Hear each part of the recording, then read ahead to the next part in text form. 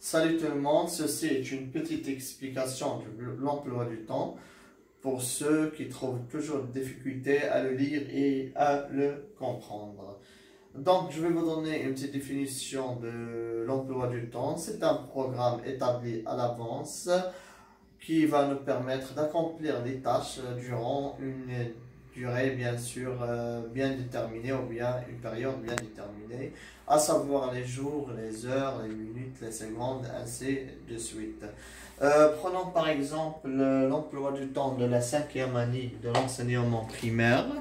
Ici en haut, nous avons l'établissement qui est le Manfaloté, l'unité scolaire qui est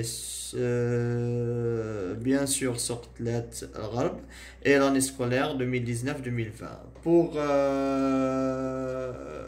le professeur, il s'agit de Mohamed Hajiyej et le niveau, toujours, c'est la 5e année de l'enseignement primaire. Très bien. Donc, en ce qui concerne bien sûr les lignes, regardez, la première ligne est consacrée au jour. Nous avons ici lundi, mardi, mercredi, jeudi, vendredi et samedi. C'est la période dont on a parlé maintenant.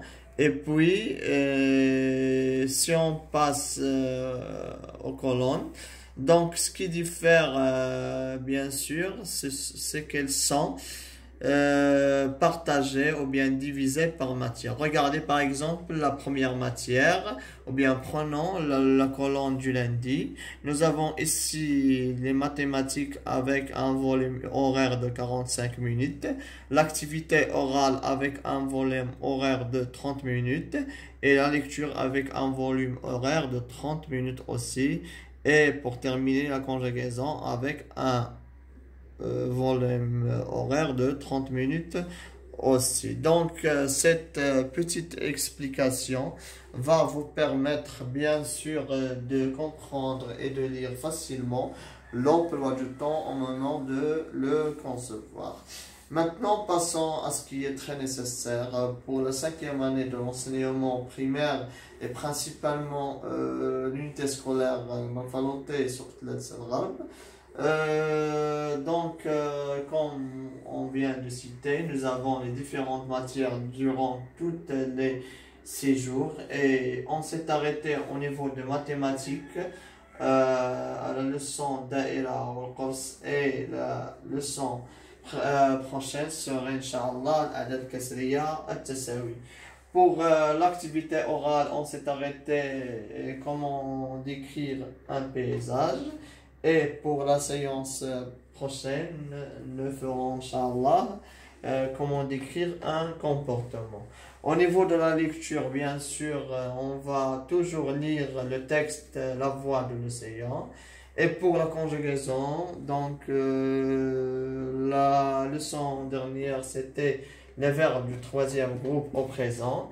Et la leçon prochaine, Inch'Allah, serait les pronoms ou bien les verbes pronominaux au présent de l'indicatif. Pour la grammaire, c'était l'adverbe comme leçon dernière et on va préciser dans la leçon prochaine, Inch'Allah, pour voir les adverbes du temps. La lexique, nous avons vu dernièrement la famille des sens, de sens plutôt, et on va bien sûr voir prochainement les synonymes. Pour l'orthographe, nous verrons, Inch'Allah, les lettres muettes comme leçon prochaine. Et pour la production écrite, on a appris comment bien sûr décrire un paysage. Et prochainement, nous allons bien faire comment décrire le jouet électronique préféré. Et pour l'éveil scientifique, j'ai mis à votre disposition tout un polycrope qui explique d'une manière détaillée les leçons et qui contient des exercices résolus. Donc vous allez suivre le même programme avec moi et comme ça on va travailler ensemble pour accomplir notre tâche et comprendre toutes les leçons restantes. D'ici là, je vous laisse en beauté, espérant qu'on se retrouve en bonne santé. Merci.